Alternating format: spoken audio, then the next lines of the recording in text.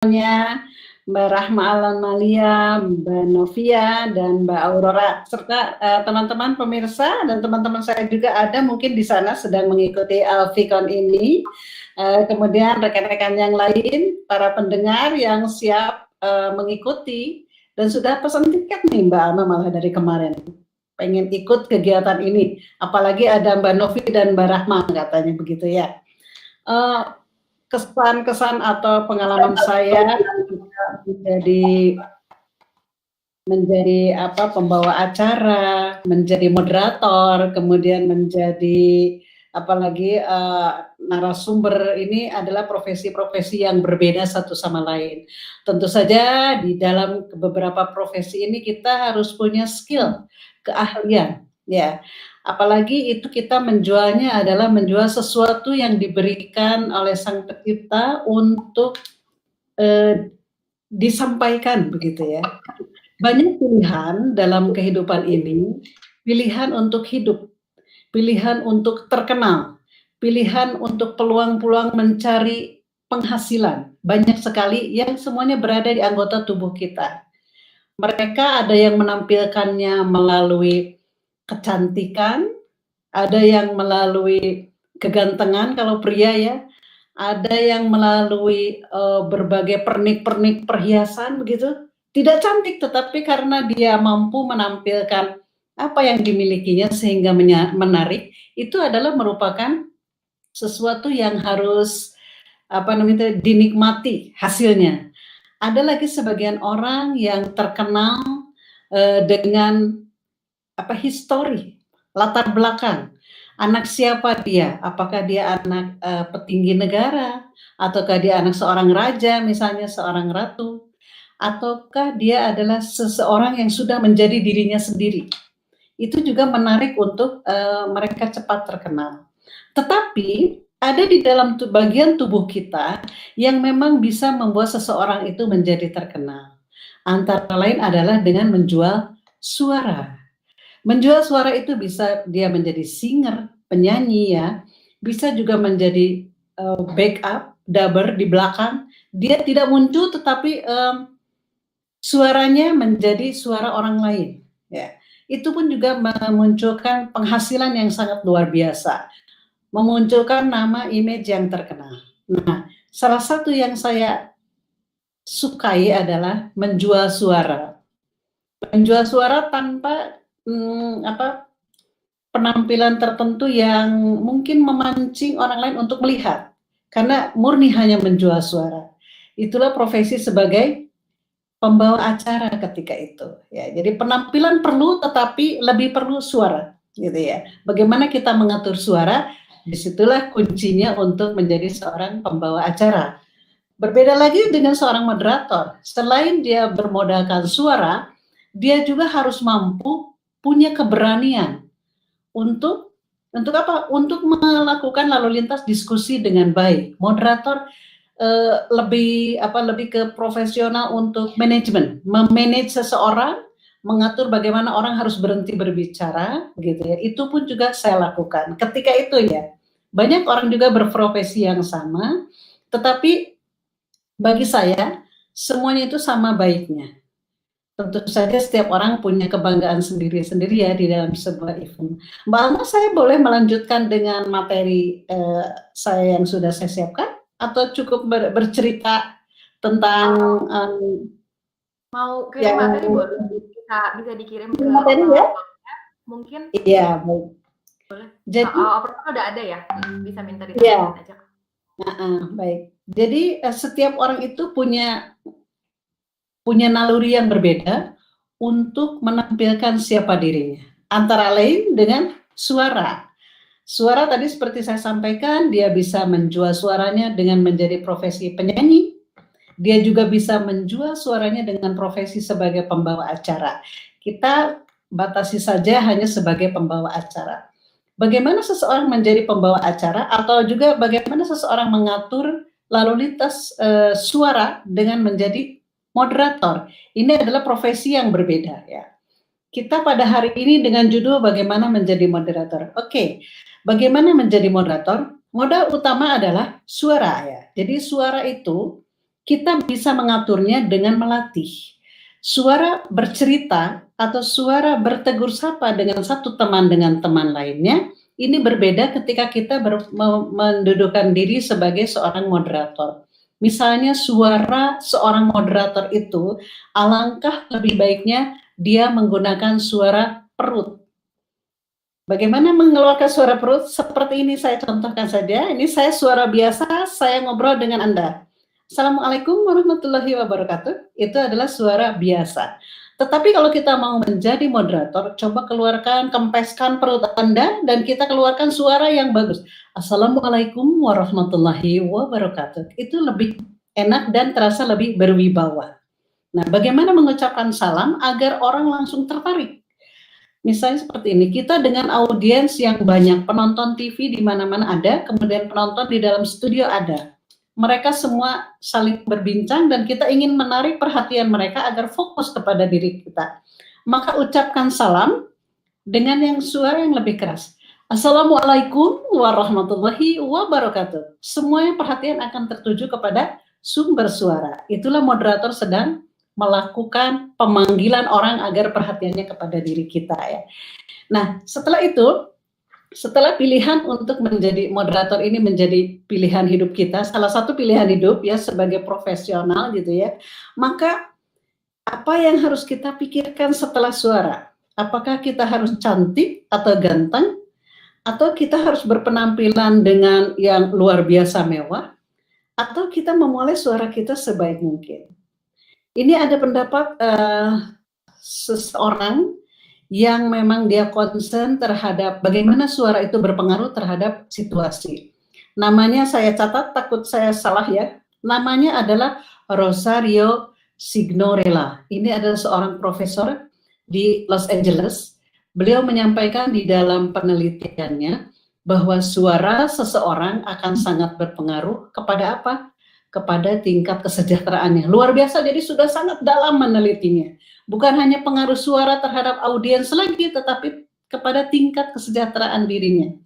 Artinya begini, ketika dia mampu memposisikan suara yang keluar dari mulut itu menjadi tingkat kepuasan target-target yang harus dia capai, itu menjadi tingkat kesejahteraan. Karena tingkat kesejahteraan menurut Signorella ini bukan berupa uang, tetapi kesejahteraan adalah tingkat kepuasan. Bagaimana kita puas membawakan sebuah acara dengan kepuasan sama dengan audiensnya. Jadi terjadi break even point. Bagaimana rasanya ketika usai kegiatan semuanya bertepuk tangan? Tandanya itu puas seseorang terhadap diri kita ya. Ini kemudian, jadi selain kita harus berpenampilan, tetapi modal suara adalah modal yang paling penting. Kemudian juga tips untuk moderator. Moderator itu bukan peristiwa yang tiba-tiba gitu. Jadi moderator itu adalah sebuah pekerjaan perencanaan yang baik.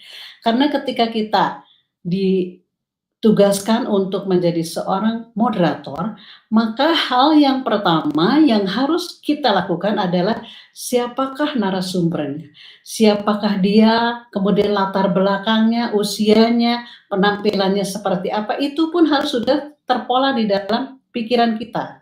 Dan kita jangan lupa mencatatnya, karena kita tidak bisa mengandalkan akal pikiran. Kadang-kadang ketika kita lelah, itu lupa semua. Jadi kita membawa catatan tentang orang yang akan menjadi narasumber yang akan kita sampaikan pada event tersebut. Kemudian yang kedua adalah mencari tahu tentang materi yang akan disampaikan. Jadi jangan sampai narasumber atau pembicara akan membicarakan moderator, tentang moderator, tetapi moderatornya sendiri tidak tahu apa itu moderator, bagaimana fungsinya, bagaimana moderator, dan sebagainya. Itu harus punya referensi, walaupun kita bukan ahlinya, tetapi kita harus punya referensi. Kemudian juga moderator juga harus banyak memuji orang yang menjadi pembicara, atau bahkan memuji audiensnya. Terima kasih ya kepada audiens yang sudah sangat supporting terhadap para narasumber, misalnya seperti itu pun cara kita memuji audiens ya. Selanjutnya moderator juga, jangan lupa moderator bukan pembicara tambahan. Ada seseorang yang sudah saya berikan titik itu di salah satu stasiun televisi, ketika pembicaranya sedang bicara, maka moderatornya juga menimpali dan bahkan menambahkan lebih banyak. Nah, ini bukan fungsi moderator. Ketika para narasumber berbicara, maka moderator fungsinya diam dan mencatat, seperti itu ya. Kemudian juga moderator juga harus berlatih terus-menerus. Walaupun saya sudah sering menjadi moderator, tetapi pagi tadi saya berlatih dulu dan saya merekam suara saya untuk ini adalah sebagai sebuah pekerjaan profesional ya. Kemudian moderator juga harus mampu mengatur waktu, karena kadang-kadang narasumber lupa diri. Perasaan panggung ini punya saya loh gitu. Jadi Anda tidak berhak memberhentikan saya seperti itu. Tetapi ini adalah tugasnya moderator. Jadi moderator mengingatkan boleh sampai dengan 3 kali. Jadi pertama Anda membuat tulisan kertas, Mbak waktunya sudah habis, sodorkan. Kemudian yang kedua, maaf Bu, waktunya tinggal 1 menit, sodorkan. Jika ini tidak mempan dan dia ngomong terus gitu kan, baru kita sampaikan, mohon maaf, kami sangat senang dengan materi ini, tetapi waktu jualah yang membatasi. Itu adalah sudah trik terakhir, kartu trufnya seorang moderator untuk memberhentikan seseorang berbicara secara terus-menerus. Nah, kemudian ada beberapa perencanaan yang harus dilakukan oleh seorang moderator, mulai dari perencanaan awal sebelum bertugas. Tadi saya sudah sampaikan, kita harus sudah mengetahui siapakah narasumber yang akan kita sampaikan pada audiens. Bagaimana materinya, itu adalah perencanaan awal. Kemudian kita harus mengetahui sedikit tentang materi tersebut. Jangan terlalu banyak, karena kalau terlalu banyak, maka kita jadi ingin berbicara, gitu ya. Padahal kita bukan sebagai pembicara, tetapi kita sebagai moderator. Kemudian itu tadi pada saat perencanaan. Kemudian pada saat pelaksanaan, apa tugas moderator? Memperkenalkan mereka, para narasumber, kemudian sekali-sekali memuji, sering-sering juga tidak boleh. Ya. Kemudian juga pada saat berlangsungnya itu kita harus punya keberanian dan tetap konsen, tidak boleh mengantuk. Kita punya keberanian untuk memberhentikan, apalagi ketika kita menjadi moderator sebuah diskusi publik, debat presiden, debat kandidat, pilkada, kandidat siapapun, itu pasti debatnya sangat alot. Dan itu moderator perlu keberanian. Itu boleh kita memberikan presentasi, misalnya ketika seorang calon kandidat itu menyampaikan argumennya, menyampaikan program-programnya ketika dia akan dipilih oleh seseorang, kita boleh menyampaikan, apakah Anda itu akan dapat mencapai dalam waktu 1 tahun? Boleh kita sebagai moderator seperti itu. Nanti dijawab juga di sana terjadi ada masuk moderatornya ke dalam materi, boleh itu menyampaikan seperti itu. Kemudian di endingnya apa? Kita mengucapkan kesimpulan-kesimpulan dari narasumber, itu sudah biasa ya. Kemudian juga kita memberikan sedikit joke ya gitu kan. Jadi moderator juga harus punya rasa humoris. Kita referensi dari buku-buku humor dan itu kita boleh masukkan ketika dalam proses menjadi moderator. Joke-joke ini penting untuk menghidupkan suasana agar suasana ini tetap terjaga dari awal sampai akhir. Ada moderator yang seperti ini. Di awal dia kelihatannya menarik, tetapi ketika di akhir dia sudah mulai menurun. Ini tidak boleh terjadi. Jadi moderator itu tidak boleh juga mendatar. Tapi moderator itu di awal menarik, kemudian makin lama makin meningkat, ketika mau berakhir maka ini sudah mulai menaik lagi, bukan menurun, menaik lagi ya. Pemirsa atau saudara-saudara, kali ini para narasumber kita makin hebat ya, makin begini, makin begitu. Itu adalah jobnya moderator. Agar apa? Agar membangkitkan kembali audiens untuk mendengarkan gitu ya. Itu di akhirnya. Dan satu lagi, moderator MC tidak boleh minta maaf. Tidak ada kata maaf. Misalnya pembawa acara juga sering apabila ada kesalahan dalam kegiatan ini kami mohon maaf. No. MC, pembawa acara ya, moderator jangan memberikan kata maaf, karena itu adalah sudah terpola terencana dari awal sampai akhir ya, itu ya. Kemudian ada lagi sedikit tentang ini ada beda ini yang ini. Sebentar. Bagaimana mengatasi gugup? Karena waduh, tiba-tiba ini yang menjadi narasumber adalah teman saya, dulu biasa-biasa aja, sekarang hebat gitu kan. Jadi gugup kitanya. Nah, mengatasi gugup seperti itu, maka sampaikan kegelisahan kita.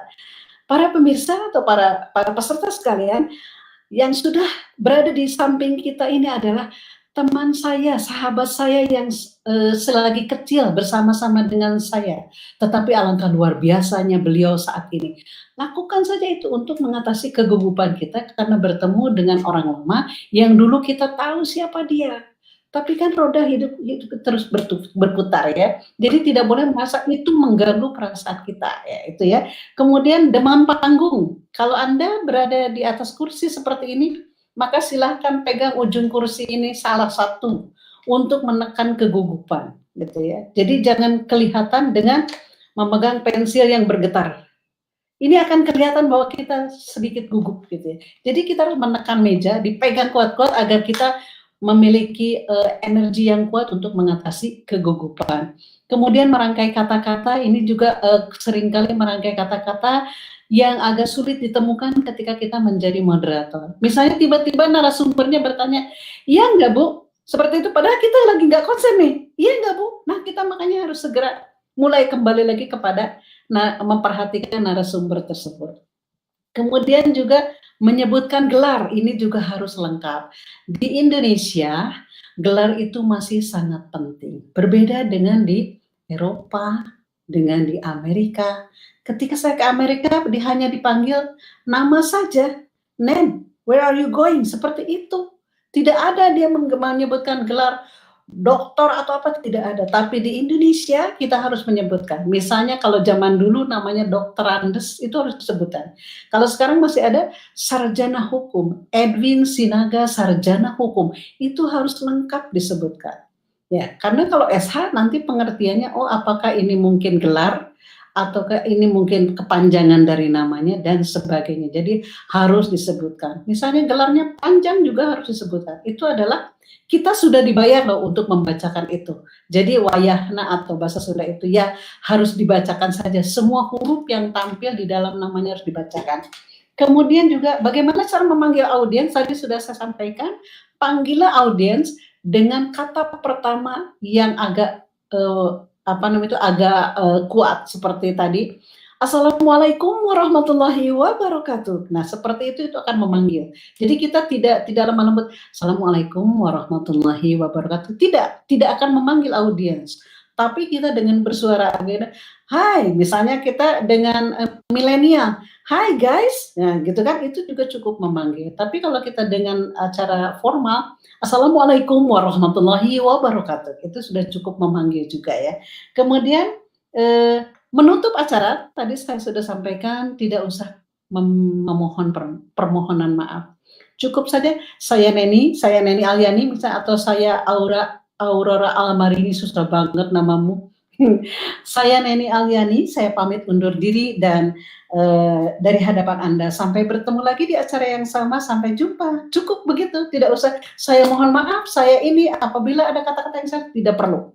Kita adalah seorang pemimpin dalam kegiatan itu. Kita adalah seorang moderator, kita adalah seorang pembawa acara, jadi cukup selamat sore atau selamat siang atau selamat malam itu menutup pembicaraan kita. Jadi saya Neni, saya pamit undur diri. Selamat malam, sampai jumpa di event yang berbeda. Udah cukup itu. Kita yang bertepuk tangan. Kalau orang audiens tidak mau bertepuk tangan, kita yang bertepuk tangan. Tetapi kalau kita ingin mencoba menganalisa bagaimana respon audiens terhadap diri kita, kita jangan dulu bertepuk tangan. Jika responnya mereka yang bertepuk tangan, maka kita sudah sangat luar biasa. Mbak Alma, saya kira cukup ya ilmu itu, nanti kita berkembang di pertanyaan. Terima kasih semuanya. Oke, sebelum kita lanjut ke